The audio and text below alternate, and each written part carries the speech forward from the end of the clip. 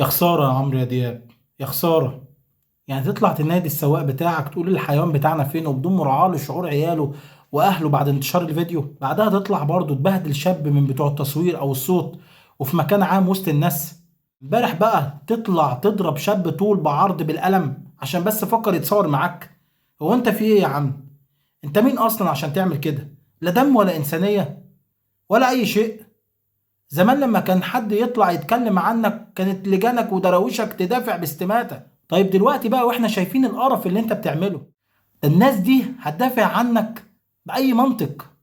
يعني كسرة خاطر الناس دي ونفسيتهم على الملأ كده وبكل بجاحة. اللي حب يتصور معاك هو وغيره اللي عملوك وعملوا لك قيمة وانت بلا قيمة. يا ريت محدش يدخل يدافع عنه عشان مش هناقش حد ذنبه ايه.